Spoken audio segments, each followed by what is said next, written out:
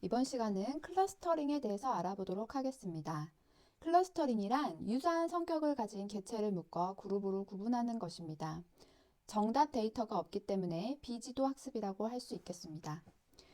좌표에 위와 같은 데이터가 있을 때 A그룹, B그룹, C그룹으로 묶을 수 있겠죠?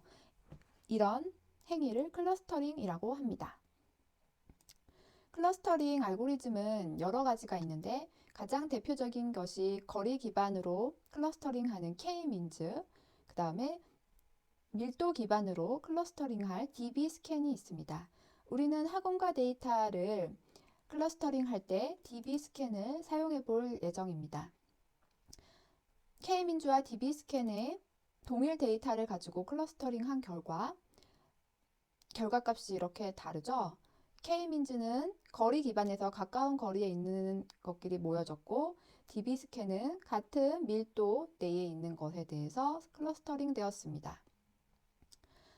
각각 지정해 주어야 할 주요 초기 파라미터가 있는데 K-민즈는 군집화할 개수이고 DB-스캔은 입실런, 반경의 크기와 최소 군집 크기가 있습니다.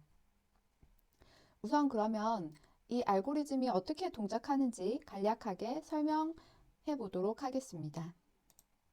K-민즈 같은 경우는 이렇게 데이터가 5개 있을 때 2개의 클러스터로 지정하겠다라고 초기 파라미터를 2로 지정해 준다면 임의로 이렇게 2개의 군집 중심점을 설정하게 됩니다. 그러면 각 데이터는 가장 가까운 중심점에 소속됩니다. 첫 번째 중심점에는 이 두 AC가 소속되겠고 두 번째 중심점에는 BEF가 소속되겠죠. 그리고 중심점에 할당된 데이터들의 평균 중심으로 중심점이 다시 이렇게 이동됩니다. 갈색으로 이동됨을 알 수 있습니다.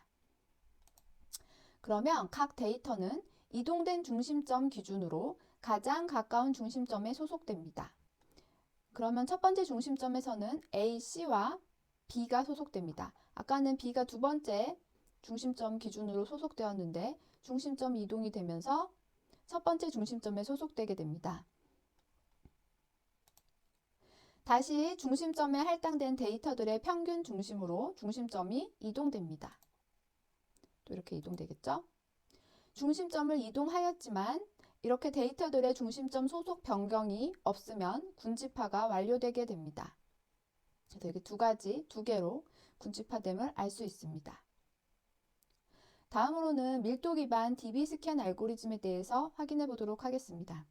DB-스캔의 장점은 K-민즈처럼 클러스터 개수를 미리 지정할 필요가 없고 이상치를 효과적으로 제거를 할 수 있다는 점입니다.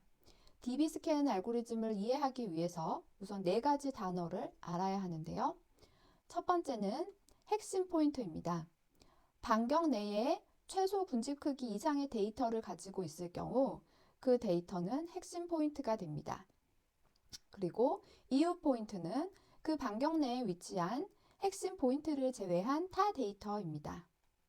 경계 포인트는 반경의 최소 군집 크기 이상의 이후 포인트를 가지고 있지 않지만 핵심 포인트를 이웃으로 가지고 있는 데이터입니다. 그리고 잡음 포인트는 반경의 최소 군집 크기 이상의 이웃 포인트를 가지고 있지 않고 핵심 포인트도 이웃으로 가지고 있지 않은 데이터입니다. 이렇게 말로 하면은 잘 모르겠는데 좀 예제를 보면서 하면 이해하기가 쉽습니다.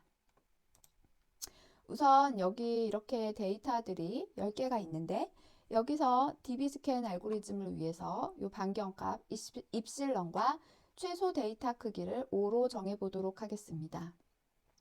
1을 기준으로 반경 1을 그려보면 이 반경 1의 크기는 우리가 지정한 입실런이 되겠죠? 그려보면 1 데이터 기준으로 데이터가 이 1을 포함해서 총 5개인 걸 알 수 있습니다. 그러면 이거는 클러스터링의 조건을 만족합니다. 그러면 1은 코어 포인터, 핵심 포인터가 되겠고 이렇게 6, 8, 7, 2는 이웃 포인트가 됩니다. 이제 하나의 클러스터가 생성된 것을 알 수 있습니다. 그다음에 두 번째를 한번 보면은 2를 기준으로 볼까요?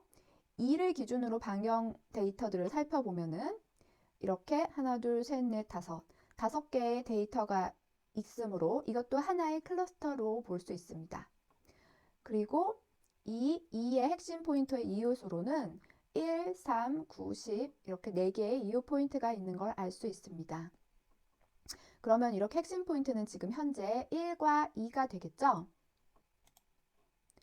이렇게 특정 핵심 포인트에서 직접 접근이 가능한 다른 핵심 포인트를 서로 연결하면서 군집합을 구성합니다.